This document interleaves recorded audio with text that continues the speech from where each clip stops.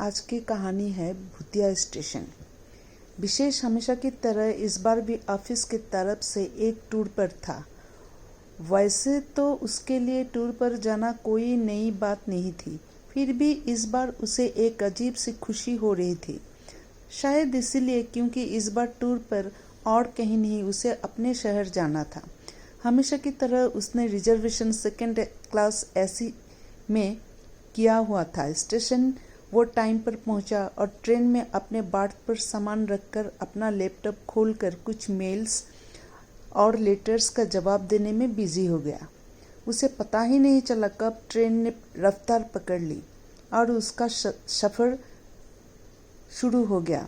तकरीबन एक पूरा दिन और 12 घंटे का सफ़र तय करने पर वो अनजान रेलवे स्टेशन पहुंचा तो देखा आज ट्रेन कुछ ज़्यादा ही देरी से चल रही है। वैसे भी अनजान से उसके शहर का सफ़र कुछ 2 घंटे का बचता है, तो उसने सोचा क्यों न ये दूरी बस से ही तय कर ली जाए। अपना सामान उठाकर वो जैसे ही स्टेशन से बाहर निकला तो एक पागल अचानक से उसके सामने आ गया। उसे अचानक से अपने सामने पाकर विशेष पहले तो थोड़ा घबरा गया, फिर अपने आप को संभालते हुए उसे दूर किया। पागल पता नहीं क्या बरबर कर रहा था। वो बोल रहे थे, तुम मुझे कितना भी टॉर्चर कर लो, मैं कुछ नहीं बताऊंगा। तुम अंग्रेजों को भारत छोड़कर जाना ही होगा। मेरे साथी तुम लोगों को नहीं छोड़ने वाले। सालों चले जाओ, भारत छोड़कर चले जाओ। उसके आवाज़ का दर्द और उसके चेहरे के भाव ने जैसे विशेष की आत्मा को झकझोर कर रख दिया। उस पल में जैसे विशेष को उस पागल के दर्द का एहसास हो गया था। उसके दिमाग में उसके कहे शब्द अभी भी गूंज रहे थे। विशेष थोड़े देर वही लगी एक बेंच पर बैठ गया। ना जाने क्यों उसके मन में उस पागल के बारे में जानने की उत्सुकता जगी। तो पास की ही एक टी स्टॉल वाले से उसने उस पागल के बारे में जानने की कोशिश की। उसने पूछा, अरे भैया, ये पागल कौन है और क्या ये अंग्रेजी चले जाओ भारत छोड़कर बड़बड़ा रहा है। यह सुनकर टी स्टॉल वाले ने उसको उसकी कहानी बतानी शुरू की। भैया, ये कोई ऐसा वैसा लड़का नहीं है, बहुत ही पढ़ा लिखा है। यहीं से कुछ ही दूर पर इसका घर है। बहुत ही ऊंचे खानदान से है ये। इसके पुरखे एक जमाने में यहाँ के बड़े ही जाने माने जमींदार हुआ करते थे। बाप दादा का भी बड़ा ही नाम चलता था। मुझे आज भी अच्छी तरह से याद है वो दिन। मैं हर दिन की तरह उस दिन भी तकरीबन सुबह के 4 बजे अपनी दुकान खोलने आया था। उस दिन स्टेशन पर ज़्यादा भीड़ नहीं थी, इसलिए उन सभी लोगों का झुंड मुझे साफ साफ दिखाई दे रहा था। घबराए हुए, सहमे और चिंता की लकीरें सभी के चेहरे पर साफ साफ नजर आ रही थी। मुझे थोड़ा संकोच हुआ, पर मदद करने के लिहाज से मैं उनके पास गया और पूछा, अरे साहब, क्या हुआ? कोई छोटा बच्चा खो गया क्या? पहले तो उन्हें सबने मुझे नज़रअंदाज किया, पर जब मैंने थोड़ा जोर दिया तब एक बुजुर्ग ने अपनी कांपती सी आवाज़ में मुझे बताया, हमारा 23 साल का लड़का जो कल रात को आने वाला था अभी तक घर नहीं पहुंचा है। उसका मोबाइल भी नहीं लग रहा। टीसी और कुछ लोगों से पूछताछ की तो पता चला कि यहाँ रात में सिर्फ 2 पैसेंजर उतरे थे। उनमें से एक विश्वास था। उसके बाद से उसे किसी ने नहीं देखा। अजीब सा था सब कुछ। इतना बड़ा लड़का आखिर लापता कैसे हो सकता है? जरूर कुछ बात तो थी जो वो लोग नज़रअंदाज कर रहे थे। फिर सभी लोगों ने मिलकर उसे तलाशना शुरू किया और तकरीबन 3-4 घंटों की कड़ी मेहनत के बाद विश्वास रेल यार्ड में ट्रेन के डब्बे में बेहोश हालत में मिला। उसे जल्दी से एम्बुलेंस द्वारा अस्पताल ले जाया गया, जहां कुछ घंटों बाद उसे होश आने पर उसने जो बताया उसे सुनकर सभी के होश उड़ गए। विशेष बड़े ही ध्यान से पूरी बात सुन रहा था। उसे आगे की बात जानने की बड़ी जल्दी थी। विशेष ने बड़ी ही उत्सुकता से पूछा, ऐसा क्या बताया था विश्वास ने? विश्वास बहुत खुश था क्योंकि 17 साल बाद घर वापस लौट रहा था। आते वक्त उसने इंटरनेट पर अनजान शहर के बारे में एक से बढ़कर एक कहानियां पढ़ी। उनमें से एक कहानी थी जिसने विश्वास का सिर्फ ध्यान ही अपनी तरफ नहीं खींचा बल्कि उसे सोचने पर भी मजबूर कर दिया। वह कहानी थी अनजान स्टेशन और उससे थोड़ी दूरी पर बनी अनजान जेल में होने वाली पैरानॉर्मल एक्टिविटीज़ पर, जिसके बारे में कोई अखबार और वेबसाइट पर लिखा गया था। क्योंकि लोगों का ऐसा मानना था वह भूतों का डेरा था। जरूर कुछ तो गड़बड़ है वहाँ, क्योंकि भूत प्रेतों पर रत्ती भर भी विश्वास नहीं था विश्वास को। उसने सोचा क्यों न सारे मामले के बारे में कुछ जानकारी इकट्ठा की जाए। उसने सोचा ट्रेन रात को 1 बजे स्टेशन पर आने वाली है और मानो तो रात 12 बजे से 3 बजे का समय भूत और प्रेतों का होता है।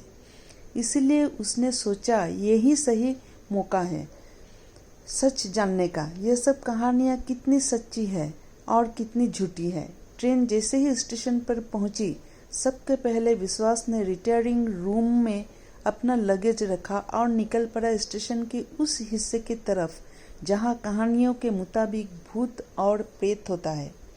हल्की हल्की बहती हवा, कुत्तों और सियारों के दूर से रोने की आवाज़, झिंगुरों की आवाज़ें, कभी कभार किसी गाड़ी में होते कंपन, तो कभी रेल के पटरियां पर इधर उधर दौड़ते चूहों के दांतों से कुतरने की आवाज़ें माहौल को बहुत ही डरावना बना रही है। विश्वास को थोड़ा डर तो लग रहा था, मगर उसे कहानियों के पीछे छुपे सच को जानना था। इसलिए वो धीरे धीरे कदमों से आगे की ओर बढ़ता गया। थोड़ा फासला तय करके वो ठीक उसी जगह जा खड़ा हुआ था जहाँ कहानियों के मुताबिक कोई घटनाएं घटी है। माहौल में अचानक से एक अजीब सी खामोशी पसर गई थी। विश्वास अपनी सांसों की आवाज़ सुन सकता था। हर सांस उसे जीने का एहसास दिला रही थी, मगर गहरी खामोशी ने उसे एक अजीब से डर से भर दिया था। वो वहीं खड़ा कुछ देर आसपास की चीज़ों, जंग खाए हुए रेल के डब्बों, टूटी हुई लोहे की पटरियाँ, कुछ पुराने खिलौने और फटे पुराने कपड़ों के देखता रहा। और जैसे ही उसने वहां से कदम बढ़ाया, पीछे से उसने किसी का हाथ अपने कंधे पर महसूस किया। पसीने को कुछ लकीरें विश्वास के सर से चेहरे पर तैरती हुई उसके गले तक पहुंच गई। वो धीरे से पलटा तो देखता है उसके पीछे कोई नहीं था। शायद उसे कोई बहम हुआ था। इतने में अचानक से ना जाने कहां से एक काली बिल्ली उसके ऊपर कूदती है। अचानक हुए इस हमले से विश्वास संभल नहीं पाता है और अपना संतुलन खोकर वहीं गिर जाता है। गिरने के कारण विश्वास के सिर के पिछले हिस्से पर चोट लग जाती है, जिससे थोड़ा थोड़ा खून भी रिस रहा है। विश्वास जब से रुमाल निकालकर चोटों को साफ करता है, वो थोड़ा संभला ही था कि अचानक से एक साया अचानक चीख के साथ उसके पास पड़े पुराने खिलौने से निकलकर रेल के एक डब्बे में गायब हो जाता है। इस बार विश्वास थोड़ा सहम जाता है, फिर भी जैसे तैसे हिम्मत जुटाकर वो उस डिब्बे की तरफ बढ़ता है और देखने की कोशिश करता है आखिर वो साया सचमुच था या फिर उसका कोई वहम।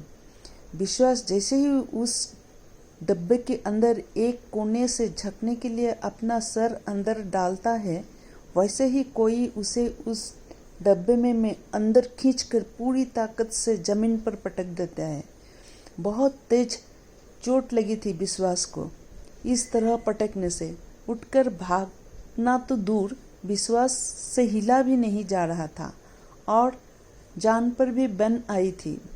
विश्वास को कुछ सूझ ही नहीं रहा था और जिस कोने से उस साये ने उसे अंदर खींचा था वो अब बंद हो चुका था। अंदर गहरा अंधेरा था और बाहर जाने का और कोई रास्ता भी नजर नहीं आ रहा था। विश्वास ने अपनी जेब में पड़ी माचिस निकाली और जैसे ही उसने पहली तीली जलाई, वो साया उसके सामने था। विश्वास ने घबराकर तुरंत ही तीली बुझा दी। फिर थोड़ी देर अपने सांसों को संभालते हुए फिर से जैसे ही उसने अगली तीली जलाई, एक और साया उसके सामने आ खड़ा हुआ। इस बार भी विश्वास ने घबरा कर तीली झट से बुझा दी। इस बार विश्वास इतना डरा गया था कि उसने वापस से तीली जलाने की हिम्मत ही नहीं की। वो वहीं पड़ा पड़ा सोचता रहा, आखिर कैसे वहां से निकला जाए। तभी उसकी नज़र डब्बे के दूसरे कोने में पड़ी, जहां से थोड़ी थोड़ी रोशनी उस डब्बे में आ रही थी। उस अंधेरे डब्बे में जैसे उसे उम्मीद की किरण मिल गई थी। जैसे तैसे अपने आप को घसीटते दर्द में कड़ाते हुए विश्वास उस कोने में पहुंच जाता है। सर पर लगी चोट और बड़ी बेरहमी से पटके जाने से उसका सारा शरीर बुरी तरह दर्द से कांप रहा था, जिसके कारण कुछ ही देर में वो बेहोश हो जाता है। कुछ देर बाद कुछ आवाज़ों से उसकी बेहोशी टूटती है, तो जो नज़ारा वो सामने देखता है वो किसी भयानक यातना से कम नहीं था। कोई लोग बेड़ियों से बंधे हुए हैं, कुछ को बर्फ की सिल्लिया पर लिटाकर कोड़े मारे जा रहे हैं, कुछ लोगों को अंगों को गर्म लोहे की सलाखों से जलाया जा रहा है, कुछ जमीन पर पड़े तड़प रहे हैं, कुछ को उल्टा लटका कर उनके सर को कपड़े से बांधकर उसमें चूहे को छोड़ दिया गया है। और यह सब कर रहे हैं चंद वर्दी वाले अंग्रेज, और जो यातनाएं सह रहे हैं वो है स्वतंत्रता सेनानी। विश्वास को ऐसा लगा जैसे उसे किसी ने वक्त में पीछे धकेल दिया हो, यह सब दिखाने के लिए। उसे उन सभी का दर्द अपने सीने में महसूस हो रहा था। दिमाग इस सच्चाई को मानने के तैयार ही नहीं था कि वो जो देख रहा है वो सच है। साथ ही ना जाने कैसे कैसे ख्याल उसके दिमाग में हथौड़े की तरह बार बार वार कर रहे थे। वो वैसे ही पड़ा पड़ा सब कुछ देख और महसूस कर रहा था कि अचानक एक साया पलटा और उसने उस कोने में जहां विश्वास लेटा हुआ था इस तरह देखा जैसे वो विश्वास को ही देख रहा है। फिर वो साया धीरे धीरे उसकी तरफ बढ़ा और उसे एक हाथ से पकड़कर उन सभी लोगों के बीच ला खड़ा किया। फिर उनमें से दूसरा साया आगे बढ़ा और विश्वास के दोनों हाथों को बांधकर उसे एक दीवार से उल्टा लटका कर बेतहाशा कोड़े बरसाने लगता है और तब तक बरसता रहता है जब तक विश्वास बेहोश नहीं हो जाता। बीच बीच में वो दोनों साये विश्वास से पूछते रहते, बता साले, तेरे बाकी साथी कहाँ छुपे हैं? तुम साला लोग हमारे जूती के नीचे रहकर हम ही से गद्दारी करता है। सालो, आज तुम लोगों के सर से क्रांति का भूत उतार दूंगा। विश्वास के जब कुछ देर बाद होश आता है, वो उसी तरह उस दीवार से लटका हुआ है और वो दो साये उसी के पास खड़े हैं। फिर से उनमें से एक विश्वास के पास आकर उसके सर के दीवार से दे मारता है और अपनी खड़ास भरी आवाज में पूछता है, साले, तेरी तो अब खैर नहीं, जल्दी बता तेरे बाकी साथी कहाँ हैं, नहीं तो आज तू मर गया समझ ले। विश्वास अपनी लड़खड़ाती सी आवाज में बोलता है, जरूर आपका कोई गलतफहमी हुई है, मैं वो नहीं जो आप समझ रहे हैं। विश्वास के बात सुनकर उस साये को और ज्यादा गुस्सा आता है और वो फिर से विश्वास का सर दीवार से दे मारता है और एक बार फिर से बेहोशी विश्वास के अपनी आगोश में ले लेती है। यही सिलसिला पूरी रात चलता रहा। उन सायों ने विश्वास पर भी वही सब अत्याचार किए जो स्वतंत्रता सेनानियों पर किए थे। अब की बार विश्वास के बेहोशी अस्पताल के बेड पर टूटती है। डॉक्टरों का कहना था कि विश्वास के सिर पर सर पर गहरी चोट लगने से उसके दिमाग के कुछ हिस्सों ने काम करना बंद कर दिया है, जिसके कारण उसके सोचने और समझने की शक्ति खत्म हो चुकी है। फिर भी ना जाने कैसे उसे उस रात के बारे में सब कुछ याद था, कैसे उन अंग्रेज सिपाहियों ने उसे प्रताड़ित किया और मारा। किसी को भी विश्वास की बातों पर यकीन नहीं था, मगर उसके हालात देखकर कोई भी इस बात से इनकार भी नहीं कर पा रहा था। साहब, वो दिन है और आज का दिन विश्वास यही इसी रेलवे स्टेशन के आसपास पागले की तरह भटकता रहता है। यह सब सुनकर विशेष एक गहरी सोच में खो जाता है। वो वही सब सोच रहा है जो विश्वास के साथ घटा है।